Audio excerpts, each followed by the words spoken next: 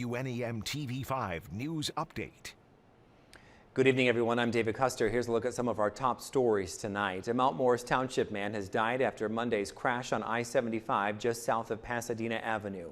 Flint Township police say just after noon, 41-year-old Adrian Huffman died after his vehicle went airborne and hit a tree. Police say speed does appear to be a factor. A mid-Michigan woman who pleaded guilty in the 2010 murder of her son could soon be released on parole. Corrine Baker has been granted parole after she pleaded guilty to second-degree murder and second-degree child abuse almost 10 years ago. Her son, Dominic Calhoun, was beaten to death by her then-boyfriend, Brandon Hayes. Baker did nothing to stop the beating and told police she was afraid to report the abuse, saying she feared she would have been violating probation. According to the Michigan Parole Board, Baker could be released as soon as April 22nd. Federal authorities accusing a Flint gun store owner of illegally making firearms. According to court documents, the owner of Adams Gun Shop on Linden Road is believed to have manufactured guns without a license during a 5-month period in 2020. Documents say the owner did have a license to sell guns, but not to make them.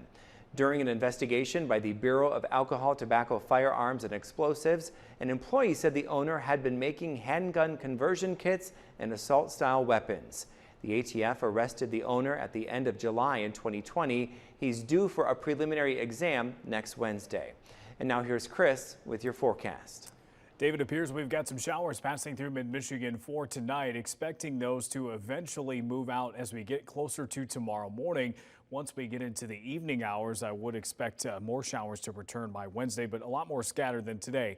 As for tonight, the showers already passing through, some of them a little bit heavier to the west. We've also got some showers that are a little bit heavier off to the north, moving through places like Gladwin and also Iosco counties, and a little bit more scattered the farther south you go. As for your sky tracker, an upper level low off to our west. As that moves east over the next couple of days, we will likely remain on the unsettled side of things. It won't be an all-day precipitation event either day, but things won't dry out completely until we get to the end of the week. As for your hour-by-hour forecast, likely seeing some showers pass through tonight.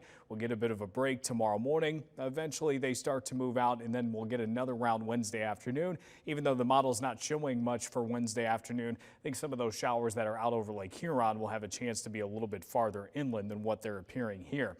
As for how much rain we expect, most areas will pick up less than 1/4 of an inch as we go through the next couple of days. I do think it's possible that some areas to the north will be a little bit heavier than that, especially in our northeastern areas. Low temperatures tonight expected to be in the mid to upper 30s. Some low 40s are possible off to the south. Our temperatures on Wednesday expected to be in the upper 30s to the north, as much as upper 40s and low 50s in our far southern areas closer to I-69. Your 7-day forecast shows temperatures later this week will primarily be in the mid 30s. Our best chance for sun will be from Sunday through Tuesday. Remember to tune into WNEM TV5 on air and online 24/7 for the latest news, weather, and information.